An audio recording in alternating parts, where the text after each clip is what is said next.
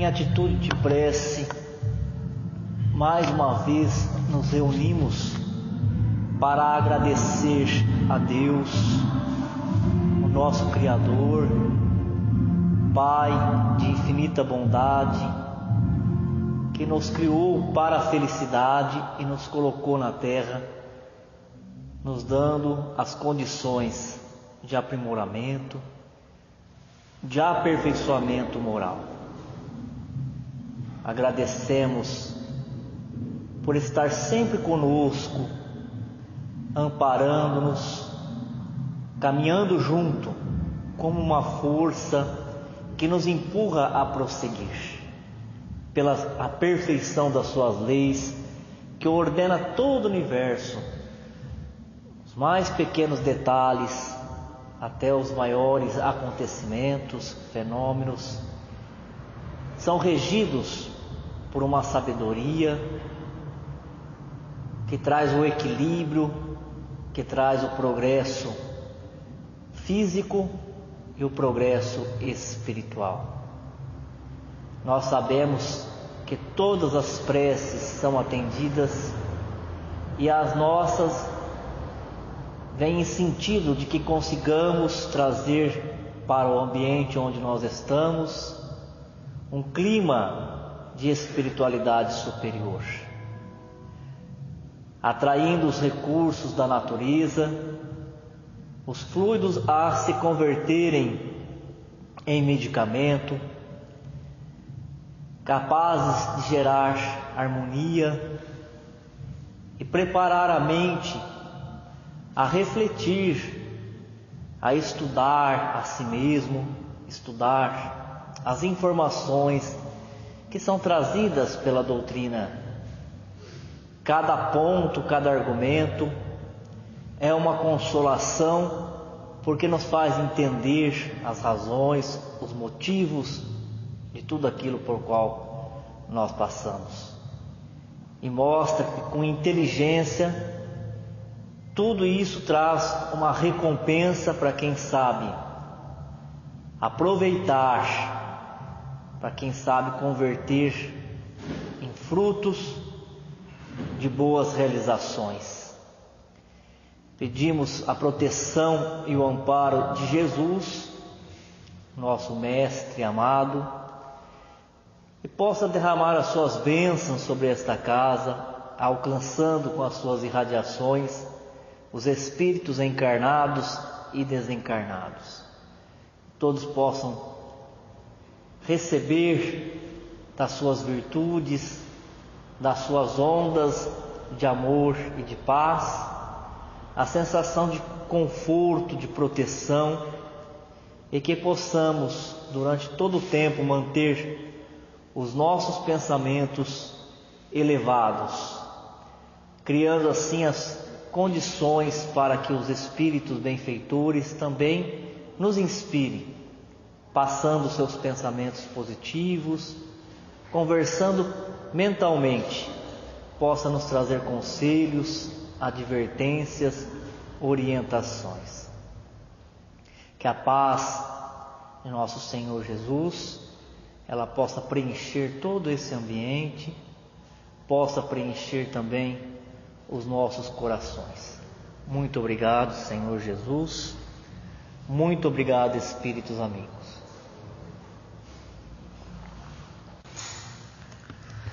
Boa noite a todos. Dando continuidade ao estudo, hoje nós vamos encerrar essa série de roteiros que falou sobre a morte e os seus mistérios. Hoje o tema é o espírito imortal. Assim então fecha esse bloco de roteiros que falou sobre a morte e os seus mistérios. A partir da próxima quarta-feira nós vamos entrar em outro módulo, vai falar sobre os vícios e as virtudes.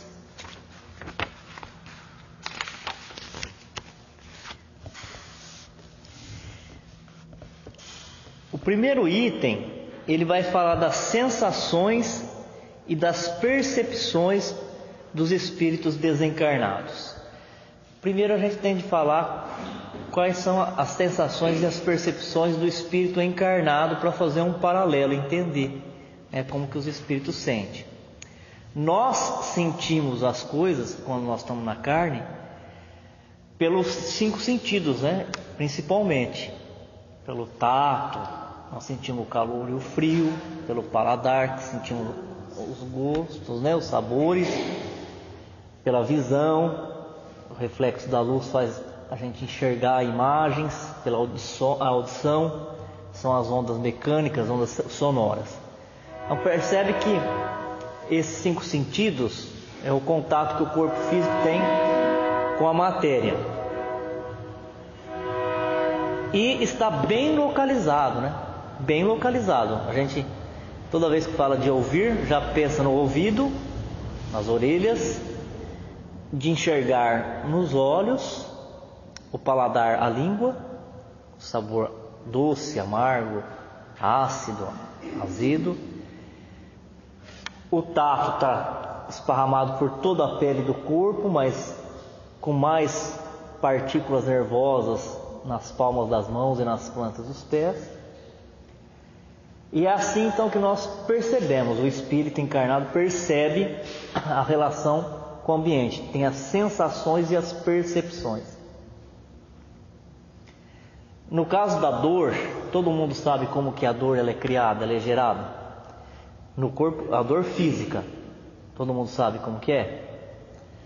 A dor física, ela não é criada no local onde há um machucado, ela é criada no cérebro. A dor é um alerta, um alarme, para que nós possamos saber o que esteja acontecendo de errado no corpo e tomar providência. Se nós não sentimos dor, estava preparando lá um café, se distraía, começava a queimar a mão, queimaria ela inteira, porque não tem dor. Manuseando uma máquina, um aparelho, é a mesma coisa. Se é um aparelho de triturar, de moer, ia moer todo o corpo e a gente não ia perceber. Então, toda vez que uma célula no nosso corpo ela é lesada, ela é injuriada, ela solta uma substância, aí o nervo vai levar a informação lá para o cérebro e o cérebro vai produzir a dor. Desse ponto de vista, a dor é uma coisa boa. Mesmo que gere desconforto, a gente sofra com ela, ela é uma coisa boa porque ela serve para preservar o corpo físico. É um alerta. Você está com uma febre, A febre também é um sinal de que está havendo uma infecção por bactérias. Aí você vai e toma um antibiótico, mata as bactérias. Se não tomasse um antibiótico, elas iam se multiplicar e elas iam, nessa guerra contra a imunidade do corpo, elas vencem e destroem todas as células e todos os órgãos. Assim então que o espírito encarnado sente. O corpo tem relação com o meio ambiente. Essas sensações ela passa para o sistema nervoso. O sistema nervoso faz vibrar o corpo fluídico, o corpo perispiritual, e o espírito, a alma, que é o que nós somos de verdade, Os capítulos tem até esse nome, o espírito imortal. O espírito mortal sente, sabe o que está acontecendo fora dele quando ele está encarnado. Mas e quando o espírito está totalmente já desencarnado? Porque nós não vamos voltar no assunto, porque nós já falamos lá nos outros capítulos, de quando não está desligado do corpo, ainda nós já falamos isso. Agora vamos lá pensar em quando o espírito está totalmente desligado já, ele desencarnou, se desprendeu. Como é que ele sente, como é que ele percebe? É uma coisa muito complexa para nós entendermos. Porque nós comparamos tudo com aquilo que nós pensamos, com aquilo que nós conhecemos. Tudo que os outros falam, que existe, todos os acontecimentos, é que a gente quer trazer para a vida da gente, achando assim, se não é uma coisa que eu sei, se não é uma coisa que eu domino, não existe. Então é uma coisa assim até difícil da gente entender. Mas quando a gente desencarna, quando a gente perde a ligação com o corpo físico, nós não vamos ter mais a sensação e a percepção localizada em órgãos. O espírito ele vai perceber as coisas pelo corpo perispiritual inteiro, à frente, atrás, em cima, embaixo, pelo corpo inteiro. Então ele passa a ver as coisas com a alma, ele não vê mais com os olhos físicos. A gente vê pessoas que viveram às vezes sem a visão ou sem a audição, e estando desencarnado, depender da evolução do espírito, quase que imediatamente ele volta a enxergar e a ouvir as coisas, né? Então a sensação e a percepção ela é com o corpo. E aí nós também estávamos falando que o corpo, na quarta-feira passada, que o corpo do espírito, o corpo perispiritual, ele não pode ser dividido. Então ele não é cortado, ele pode atravessar uma fogueira que ele não queima. E aí se pergunta assim, então como é que os espíritos relatam que sente o frio e o calor? Se eles não têm mais corpo físico, eles não têm mais pele. Se eles não têm mais pele, não têm as células, as terminações nervosas. Como é que ele sente? Então essa categoria de espírito, nós podemos dizer que tem um perispírito ainda muito grosseiro, muito denso. É tão denso o corpo perispiritual desses espíritos que às vezes até se confunde com o corpo físico, de tão denso, de tão grosseiro. Então, quanto muito mais matéria tem o corpo perispiritual, vai ter o mesmo contato, né? As mesmas sensações, a mesma percepção de quando estava vivo. Do resto, é tudo uma reminiscência, uma lembrança. Um exemplo bom é aquele que nós já colocamos, né? E até Kardec coloca esse exemplo, quando a pessoa ela amputa uma perna. Ela amputa a perna e ela continua sentindo a perna que foi amputada. Às vezes até sente coceira ali naquela região, sente dor, sente arder. Ele está sentindo essa dor mesmo? Não está. É uma lembrança que ficou no cérebro, porque ele teve dor antes de amputar a perna. Ele teve coceira. Se ele nunca tivesse tido coceira naquela perna, nunca tivesse tido dor, queimação, alguma coisa, quando cortasse a perna, não tinha registro no cérebro, não tinha lembrança daquela dor. Então é uma impressão que fica. E a mesma coisa no espírito.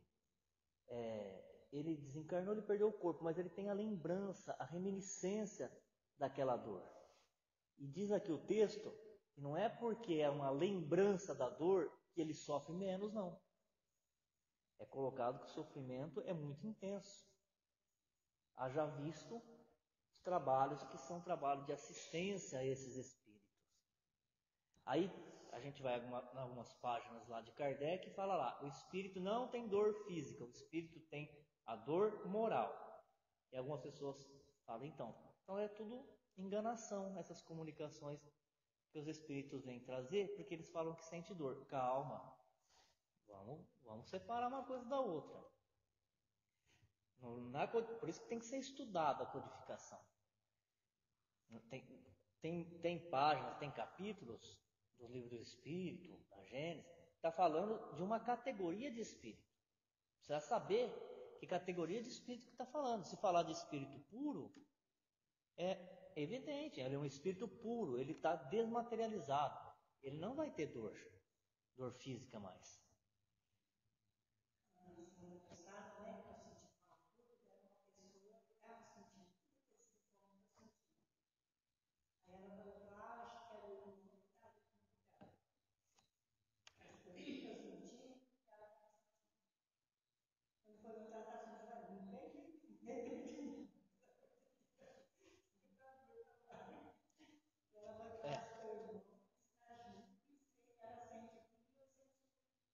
O espírito ele tem uma desarmonia A desarmonia está na mente dele, na mente, sempre na mente. A mente é fonte das criações felizes ou das criações de desarmonia, de infelicidade. Está lá na mente. Aí a mente passa para o corpo perispiritual dele. Na hora que ele se aproxima de uma pessoa que é sensível, ela vai sentir aquela desarmonia. E aquele como a Vicência, que passou grande parte da vida cega? Ela ficou cega no Chile. Sim. Como será que foi quando ela foi para lá? Se nós tivéssemos tido a oportunidade, tivesse essa mediunidade aqui na Terra não, aqui na nossa região, na nossa cidade, tivéssemos tido essa oportunidade, se ela tivesse se desligado do corpo e vindo para a comunicação, ela poderia nos falar que espiritualmente ela enxergava perfeitamente. Porque Kardec fez esses testes.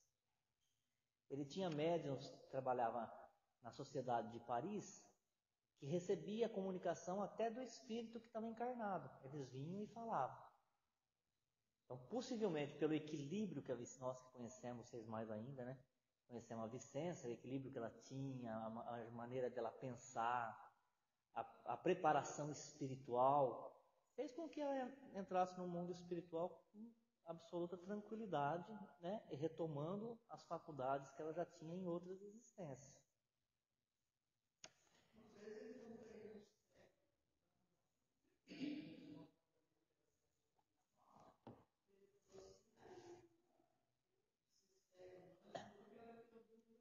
Ah lá. E, e enxerga até colorido, né? Eles enxergam até colorido. Então vamos ver o que tem colocado aqui no texto. A alma, ela tem a percepção da dor. Essa percepção é o efeito, quer dizer, a percepção da dor na alma, ela não é a causa, ela é o efeito. Poderíamos dizer, ela é o reflexo, né? Assim como quando nós estudamos, e aqui vai falar de novo, da forma do perispírito. Como que é a forma do corpo espiritual quando nós desencarnarmos? Como é que ela vai ser? Ela vai ser de acordo com aquilo que está na nossa mente. A mente vai espelhar no corpo perispiritual os reflexos dos nossos hábitos, das nossas preocupações. Como a gente costumou se ver desse jeito na atual encarnação, então nosso corpo perispiritual ele vai ficar semelhante ao corpo físico. Mas a depender da evolução do espírito, ele pode, com a sua mente, exercer uma influência sobre as células perispirituais e mudar de acordo com o que ele quer que ela seja.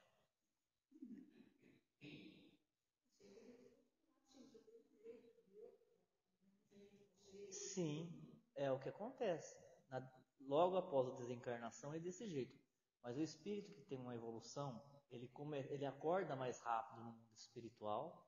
A lembrança dele das outras vidas, ela vai ser mais rápida e ele pode exercer um comando sobre o corpo perispiritual e assumir uma forma que ele teve em qualquer uma das encarnações.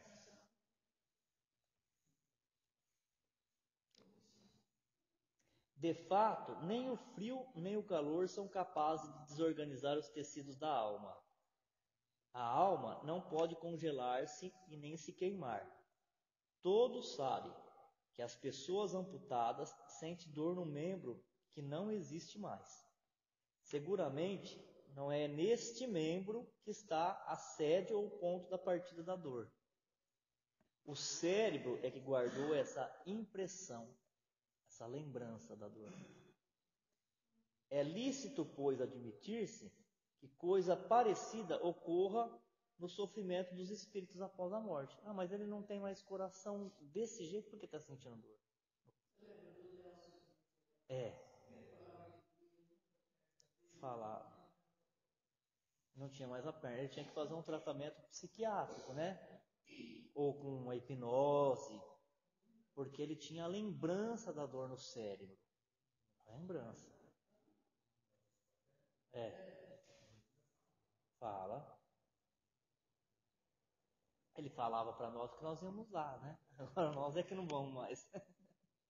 É lícito, pois, admitir-se que coisa parecida ocorra com o sofrimento do espírito após a morte. É preciso, porém, tomar cuidado para não se confundir as sensações do perispírito, que se tornou independente, com as do corpo.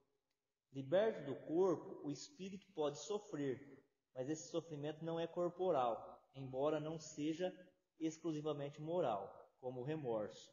Você viu o que ele fala? Ele vai e volta. Ele fala assim, ó, é importante não confundir a dor do espírito, que está desencarnado, com a dor do corpo, que ele não tem mais corpo. Embora nós não podemos falar que a dor também seja inteiramente moral, ou só moral, como o remorso, que é aquela questão que nós colocamos no início. Se o corpo perispiritual for denso, e quando a gente fala de corpo espiritual denso, a gente lembra daquela passagem da festa de núpcia, lembra? E as bodas, né? Festa das bodas. Que tinha um homem que estava no meio do salão, e aí o Senhor chegou e ele não estava vestido adequadamente. Aí ele foi colocado para fora, no meio exterior, ou no mundo exterior, onde há dor e ranger de dente. Está falando do corpo perispiritual. Quando o espírito ele, o choro de ranger de dente. Quando o espírito vai se aperfeiçoando, o seu perispírito vai ficando sutil, vai ficando transparente, o brilho e a intensidade vai aumentando, e é isso que é estar vestido adequadamente. Porque quando você tem esse perispírito sutil, leve, você ascende a dimensões superiores, onde já não há mais dor e sofrimento. Porque o que faz haver dor e sofrimento ainda é a materialização do pensamento da mente. É o egoísmo, é o orgulho, não é? O motivo de todas as guerras não é o orgulho e o egoísmo. Então, quando a gente está vestido adequadamente, nós vamos ter esse casamento com as forças espirituais superiores, a comunhão com o ser divino. Mas enquanto não houver essa purificação do perispírito, o corpo estiver muito pesado, o corpo espiritual, ele age, ele se comporta como se ele estivesse vivo mesmo. E quantos não se confundem? Quantos espíritos não se confundem achando que está vivo? Eles acham que estão vivos, eles continuam com o hábito, como se ele estivesse vivo. Né? Tanto é que eles, se eles são viciados no cigarro, eles vão se aproximar de quem fuma para sentir a sensação. Se eles estão viciados na bebida, eles vão se aproximar de quem bebe para sentir a sensação. Vão continuar com os mesmos hábitos. Quem gosta de fazer fofoca vai continuar nas rodinhas de fofoca.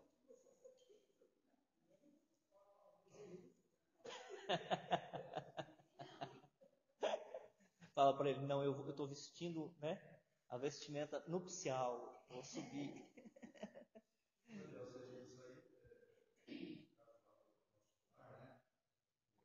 Ou seja, isso aí o Luiz ele ficou contente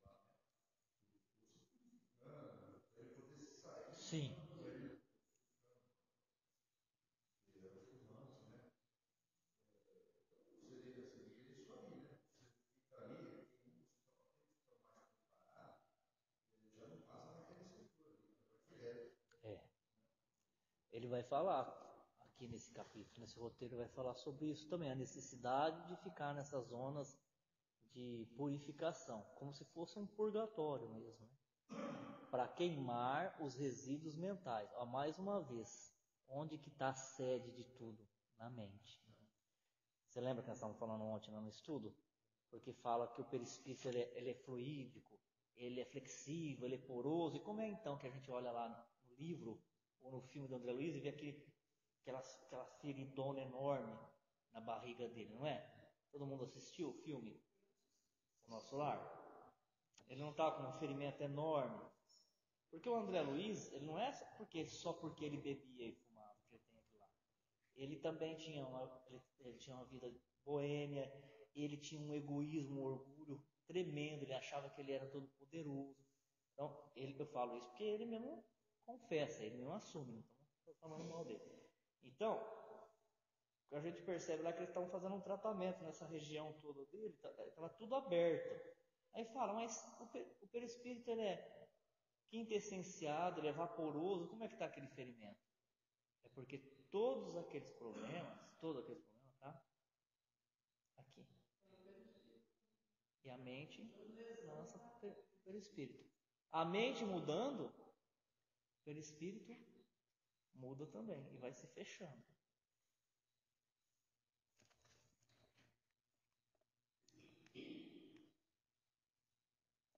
Também não sofre mais no inverno do que no verão. Já ouvimos atravessar chamas sem nada experimentarem de penoso.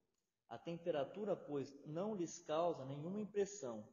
Logo, a dor que sente não é a dor física propriamente dita, é um vago sentimento íntimo que o próprio espírito nem sempre compreende bem, precisamente porque a dor não está localizada e não é produzida por agentes exteriores. É mais uma lembrança do que uma realidade. Reminiscência, porém, é igualmente penosa. O segundo item, ele vai trazer aqui as informações sobre a organização social no plano espiritual. Como é que os espíritos se organizam lá? Eles se organizam formando verdadeiras cidades espirituais. A cidade que a gente tem mais informação no mundo espiritual é o nosso lar. Uma colônia com 1 milhão de espíritos, mas não existe só o nosso lar. Pequenos agrupamentos têm a cada... É igual que as cidades do estado de São Paulo, né? A cada 10 quilômetros, um pouco mais, você encontra uma cidadezinha. E no mundo espiritual também tem essas regiões de transição para acolher os espíritos. Eu acho que aí se junta assim, os espíritos afins, né? Afins, daquele agrupamento ali. É os espíritos afins, né? Tudo afins. Aqueles que têm o mesmo peso perispiritual. E por que eles têm o mesmo peso perispiritual? Porque eles têm o mesmo comportamento mental. De novo, é a mente. Porque mentalmente se comporta igual, pensa igual, tem os mesmos interesses, o perispírito fica naquela vibração e ele sobe. Então, o que é interessante? É interessante que o espírito bom, ou o espírito que está numa região superior, ele tem liberdade para transitar em todas essas cidades, em todas essas dimensões. Mas o espírito atrasado, que está numa região mais baixa, não tem acesso às colônias, às cidades espirituais mais elevadas, porque as paixões desses espíritos perturbariam o ambiente. Porque a gente tem uma noção de caridade muito limitada. Às vezes a gente acha que caridade é a gente fazer tudo que a pessoa quer porque ela está chorando, pedindo e resmungando, né? Então a gente lembra de uma passagem também aqui dos livros de André Luiz, em que uma mulher ficava para fora do muro da cerca de proteção da colônia Nosso Lar. E como o André Luiz ele estava recém-chegado ali, aquelas coisas, né? Enquanto ele estava na terra como médico que podia ter feito caridade para as outras pessoas, ele não fez. Mas ali onde ele não tinha propriedade, conhecimento, queria dar uma de bonzinho, né? Queria ser mais bondoso do que Deus, né? Ele falava assim, por que aquela mulher está lá fora? Vamos trazer ela aqui para dentro. Aí o instrutor falou, de jeito nenhum. É preciso aprofundar a visão espiritual. Aí ele começou a dar um passe magnético na região da cabeça do André Luiz, da visão, e ele começou a enxergar a situação daquela mulher. Se ela fosse trazida para dentro da cidade espiritual, ela ia causar... Ela não ia aproveitar nada, porque ela não... Sabe aquela pessoa que você quer conversar com ela e ela vai falando junto com você, ela não deixa você falar nada? Ela não quer ouvir, ela só quer colocar, ela quer impor o ponto de vista dela e quer que os outros cumpram. E ela gritava bem isso mesmo. Cadê o céu que me prometeram? Na religião dela, né? Eu paguei por esse céu. Só que ela tinha cometido 52 abortos. Ela era profissional da saúde e ela ajudava a realizar o aborto. Até falando de aborto, vocês viram na televisão? Essa semana aprovaram lá, o legislativo da Irlanda aprovou o aborto. E as mulheres, sabe, até algumas novas, outras de idade já, todas elas na praça pública, chorando de emoção. Dá para entender, né? Chorando, emocionada, comemorando. Não, comemorando. Qualquer tipo. E a gente não faz julgamento. A gente sabe que uma mulher, uma moça, ou qualquer idade, pode, numa fase da vida, por inexperiência, por falta de conhecimento, por desespero, cometer aborto. Nós não estamos julgando a pessoa que tenha feito. Mas ali não, ali ela estava comemorando. Homens e mulheres, né? Mocinhas e senhoras com faixa, com cartaz. Não é porque o homem votou lá que deixa de ser perante a lei de Deus um crime. Eles não vão mudar nada disso. Porque você viu? Por que tinha 52 manchinhas escuras ao redor dessa enfermeira abortista? Foi Deus que colocou lá 52 manchinhas? A própria consciência dela. Então ela tinha as marcas do delito no corpo, no entanto, ela achava-se no direito de adentrar a uma região de espiritualidade superior, porque ela tinha pago aqui na terra para chegar lá. E ela não entrou. Então é o que está falando aqui. Um espírito bom, um espírito de evolução razoável, mediano, ele pode transitar perante algumas dimensões e algumas cidades. Mas o espírito inferior, ele não pode chegar numa região que esteja acima dele. Não consegue. É por isso que quem trabalha certinho com a mediunidade, ou trabalha com a espiritualidade, não precisa ter medo de espírito trevoso. Porque eles não têm essa força para trabalhar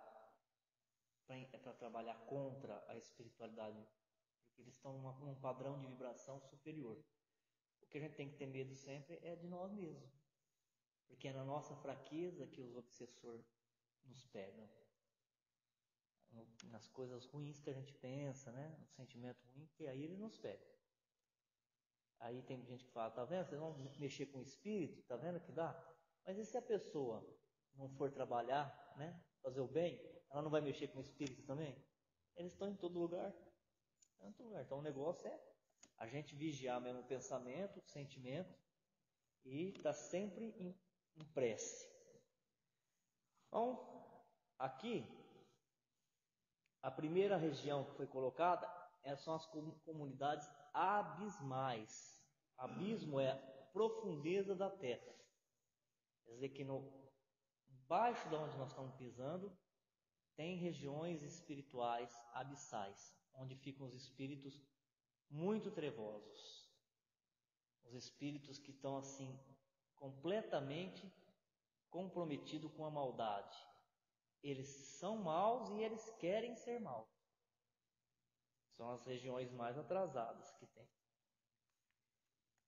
Da onde nós estamos pisando até uma certa altura, aí é um umbral. Você viu?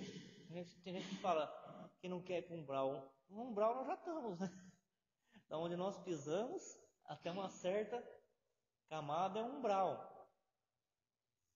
O problema não é ir para um umbral, o problema é descer para as regiões abissais. Aí há muito sofrimento, muitas trevas. Nessas comunidades umbralinas, como estava sendo colocado agora, ela serve como um filtro. Ela vai queimar, desgastar pensamentos às vezes ruins que o espírito tem para que ele possa subir para uma cidade maior. O seu espírito, mesmo encarnado, ele já está se cuidando, ele já está se purificando, ele desencarnando não precisa ficar retido no umbral. Ele já pode ir direto para cidades espirituais. Essa história de que os palestrantes falam aí, alguns, né? Até estou achando muito bom que os palestrantes que estão vindo não estão falando bobagem. Estão falando as coisas, arroz com feijão, que é o que nós precisamos mesmo, né? Não tem grande novidade, mas pelo menos eles não estão desviando da doutrina, né? Então, tem uns que falam, todo mundo vai ficar no umbral. Por que todo mundo vai ficar no umbral? Pode ser que eu fique, mas todo mundo vai ficar? Não, não tem essa necessidade. Tem gente que tem uma vida equilibrada já na Terra, não tem? A gente conversa com algumas pessoas, a pessoa está sempre tranquila, com harmonia, sempre querendo ver bem os outros, se cuidando dos outros. Para que essa pessoa vai ficar no umbral? Vai ficar no umbral quem ainda tem alguma coisa para se limpar, né? Então esse vai ficar no umbral. Passar pelo umbral, todo mundo vai, porque a palavra umbral já é isso, né? Umbral é uma passagem para a gente chegar nas esferas que estão acima dele. É um umbral. É uma passagem que envolvendo toda a Terra está umbral. Dizem que no planeta de regeneração, o umbral vai gradativamente desaparecendo. Ele vai desaparecer. Aí nós vamos sentir saudade. Hã? Vai demorar. Mas vai limpando devagar. Aí vai ficar toda a primeira camada já vai ficar iluminada, né, quando o planeta for mais avançado. Faz favor, eu estou falando bem devagarinho assim, de novo a minha garganta está infeccionada. Cada 15 dias eu tenho infecção de garganta. Obrigado. Né? Terminando essas regiões, chamadas regiões umbralinas, aí já começa as cidades transitórias. Toda vez que eu leio sobre isso, eu fico tentando imaginar. Se a colônia nosso lar, ela está no finalzinho do umbral, entre o umbral e as regiões mais avançadas, e aquela cidade, ela já é linda daquele jeito, ela não é uma cidade de mundo superior, de dimensão superior. Ela está no final do umbral, ela está entre o umbral e a outra camada. Se ela já é linda daquele jeito, né? Com as praças, com os hospitais, obrigado, Nadir. Os palácios, se aqueles espíritos que trabalham ali já são, para nós, a gente acha eles nobres, né? O governador que tem no nosso lar é um espírito de uma nobreza, de uma delicadeza, de uma angelitude. Imaginemos então que seja as outras camadas que estão acima. Como que vivem esses espíritos? Como eles pensam? O que eles irradiam, né? A sensação de felicidade que eles emanam.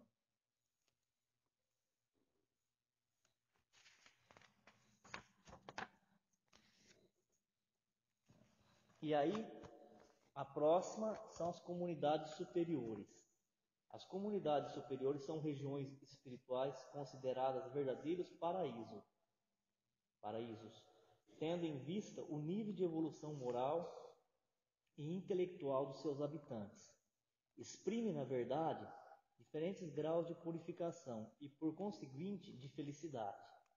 Tal como acontece nas demais regiões citadas, há diferentes planos de superioridade nessas comunidades. Por exemplo, André Luiz nos informa da existência de elevada comunidade nos planos superiores denominados redimidas. Os seus habitantes possuem entendimento, muito acima das nossas noções de forma, em condições inapreciáveis à nossa atual conceituação da vida. Já perdeu todo contato direto com a crosta terrestre e só poderia fazer-se sentir por lá através de enviados e missionários de grande poder. Quando a gente fala de espírito superior ou de comunidade superior, pouco a gente consegue entender, por causa daquilo que nós estávamos falando. E toda vez que a gente vai falar de alguma coisa, a gente compara com aquilo que nós conhecemos, né?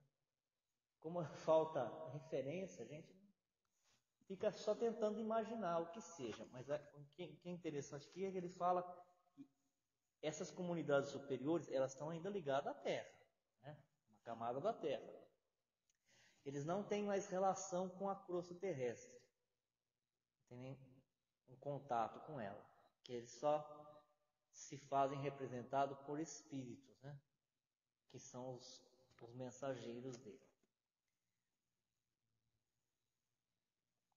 Outra informação que nós temos, aí já vem do livro dos Espíritos, é que esses espíritos que estão numa dimensão muito sutil, estão com o corpo perispiritual purificado, eles não têm mais percepção da matéria. Eles não sentem mais a matéria. Não sente o cheiro de uma flor, não sente nada disso. O sentimento deles é um sentimento diferente, é um sentir diferente, é um sentir espiritual. A alimentação do espírito. Primeiro vamos falar da alimentação de um espírito que não está mais necessitado das coisas da terra. Ele se alimenta pelos poros espirituais, se alimenta pelas partículas da atmosfera eletromagnética e pela respiração. Não precisa de uma alimentação sólida porque ele não tem um corpo sólido. Nós comemos carne porque nós precisamos de proteína, temos proteína no nosso corpo. Nós nos alimentamos de arroz por causa do carboidrato. Precisamos de alimento sólido, porque o corpo é físico, é sólido. O espírito não, ele não tem esse corpo mais. Mas algumas entidades, elas chegam no mundo espiritual tão ainda apegadas à alimentação, que eles plasmam um caldo fluídico para eles ter a sensação de que eles estão comendo. Sim. Você vê o que é o apego, né? Ele tem tanto apego, aquilo é tão necessário que eles têm que, por um tempo, fazer simular, é uma simulação, tipo de alimentação para a mente se sentir saciada. É igual o remédio placebo. Todo mundo sabe que é o placebo, né? O remédio placebo, numa cartela de remédio de verdade, tem o placebo, que é feito só de farinha. Mas o psicológico da pessoa acredita tanto que ele é o remédio que faz o efeito. É o acreditar. É o médico, o neuropsicólogo, né?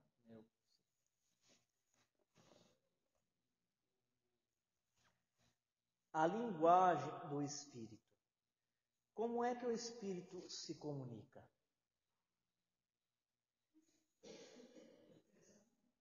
Pelo pensamento. Ele pensa e ele lança de si, através da formação do pensamento, ele lança a imagem do que ele está pensando. Aí o outro colhe aquela imagem e consegue estabelecer um diálogo, uma comunicação.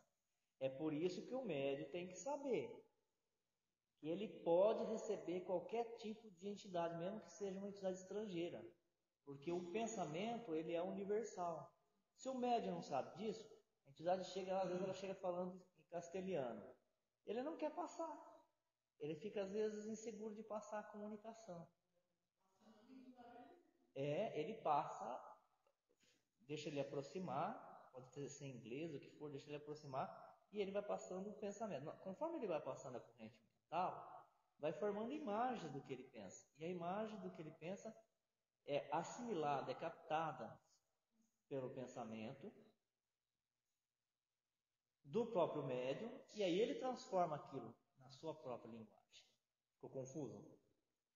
Agora eu lembrei do Bem-vindo, quando o Bem-vindo começou a frequentar os estudos lá atrás, né? Quando ele começou a pegar firme no centro, toda vez que surgia esse assunto, ele falava: eu não consigo entender isso daí, né? Ele não acreditava muito na mediunidade, né?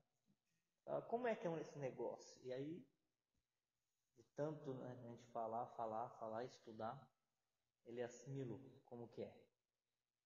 Porque muitos acham que na mediunidade nós temos que receber o espírito e falar como a pessoa era, né? Se eu vou receber uma mulher, eu tenho que falar igual a uma mulher. Muitos acham que é assim. E tem mediunidade que é desse jeito, mas não são todos que são, né? Bem raro, porque a maioria das mediunidades passa essa corrente do pensamento, passa o pensamento, e o médium, pegando o pensamento, ele é intérprete do espírito. Aí vai aumentando as graduações. Aí alguns já vão sentindo a emoção do espírito, aí vai aumentando, né?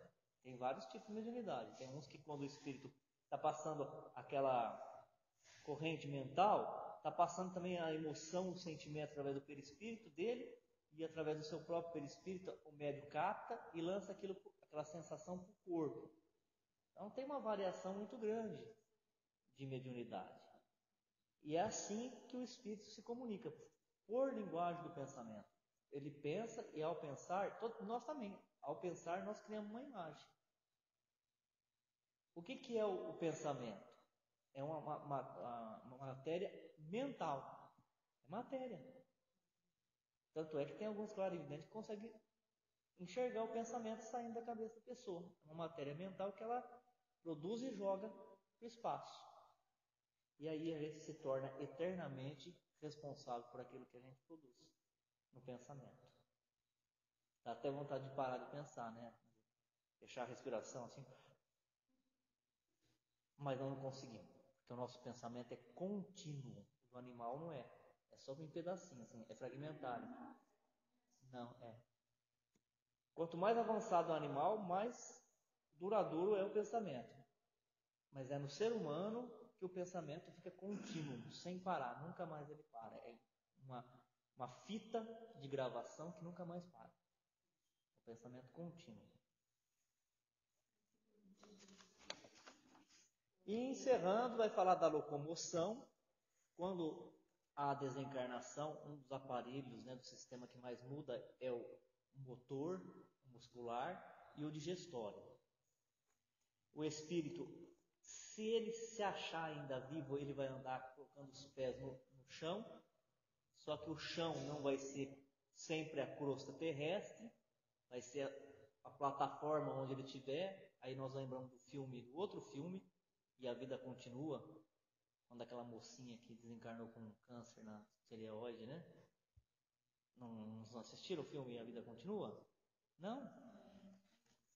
Ele é o último livro daquela série de 13. O André Luiz acho que tem 16 livros, mas ele tem uma série de 13 livros que vai do nosso lar e a vida continua, que fala da vivência no mundo espiritual. Vivendo no mundo espiritual. Chama coleção. São 13 livros. E o último é o livro E a Vida Continua. É uma história belíssima, é verdadeira. Depois transformaram em filme. E aí chega uma hora lá, assista o filme. Você assistiu, Roger, já? E a Vida Continua? Ela, vou falar rapidamente aqui. A moça, ela vai junto com uma empregada dela numa cidade, que é uma cidade recomendada pelos médicos para quem está fazendo um tratamento de câncer. Por causa da temperatura, assim como a gente, né, aqui na nossa região, quando a pessoa tinha problema de respiração, falava, vai para Campo de Jordão. Você lembra dessa época? Então também ali aquela região era para quem estava se recuperando. Ela tinha um câncer na tireoide e ela foi com a empregada nessa cidade. Aí chegando nessa cidade, um dia eles foram andar com o carro quebrou, aí parou para prestar assistência um senhor. Nessa vida eles não se conheciam, mas na hora que ela olhou para ele e ele olhou para ela, eles já perceberam uma coisa diferente, uma lembrança de outra encarnação. Aí ele assistiu, né, arrumou o carro, ajudou a arrumar o carro, e eles foram pro hotel. Ali, a hora que ia almoçar, tomar café da manhã, eles se encontravam. Os dois também tinham a mesma doença, um problema, e eles estavam ali para se tratar, e eles se encontravam e começaram, naquele tempo que eles estavam ali, conversar bastante. Aí um dia eles não conversaram mais, porque cada um voltou para a sua cidade e foi fazer uma cirurgia. E os dois desencarnaram durante a cirurgia. Você lembra disso? Quando ela acorda, ela está num hospital, no mundo espiritual, mas ela não sabe que é. Ela achou que estava encarnada. Aí você vê se é todo mundo que passa por umbral. Aí é um exemplo. Ela foi fazer uma cirurgia, desencarnou, ela já acordou num hospital, no mundo espiritual. Quantos dias que ela ficou no umbral? Nenhum. Aí ela falou assim, chegou um senhor e falou assim, eu quero ver o meu médico. Aí ele fala assim, o seu médico, veja como que eles são sutis. Eles não falam assim, você está morto. O seu médico, ele já fez tudo que ele podia por você. Fica tranquila, aproveita o ambiente. E ela pela janela via aquele jardim bonito, aquela coisa toda. Aí chega uma hora que ela se sente mais disposta, ela sai para passear no jardim, ela encontra esse homem lá. Mas você está aqui também? Então os espíritos benfeitores vai deixando a pessoa mesmo cair a ficha, né? O que você está fazendo aqui também? Aí chega uma hora que eles encontram uma mulher que gosta de falar. É difícil achar, né? Uma mulher que gosta de falar. E ela está sentada no banco, ela fala assim, ó, fica quieto, fala para ninguém. Mas o pessoal fala que nós não estamos mais na Terra. Que nós já morremos. Aí eles ficam apavorados. E aí ela começa a bater, por isso que eu lembrei do chão. Bateu o pé no chão e não afundava. Ela falou, mas como é que eu estou morta? Eu estou batendo o pé no chão e não afunda. Porque o material do corpo dela era o mesmo material do chão que ela estava pisando, então não afunda mesmo, né? Então, a locomoção do espírito, se ele achar que ele está vivo ainda, ele vai andar com os pés no chão. Igual nós andamos aqui. Que está no chão, ele vai tocando os pés. Onde ele estiver. Dando um passo após o outro. Mas quando ele percebe que ele não é mais daqui da Terra, pelo poder de atração dos fluidos, ele é capaz de levantar esse corpo e volitar. Volitar é ficar suspenso. Ele pode ficar suspenso na vertical, em pé, ou ele pode ficar suspenso na horizontal e deslizar no fluido cósmico universal. Você já pensou? Que máximo isso. Muito bom, né? E a aparência nós já falamos. Em via de regra, nós temos uma aparência igual à aparência nossa aqui. E do padrão dos pensamentos, dos nossos hábitos que nós acostumamos a ter. Mas na medida que nós vamos ficando no mundo espiritual, a lembrança ela vai aumentando, ela vai dilatando. E a capacidade de manipular fluidos também ela vai melhorando.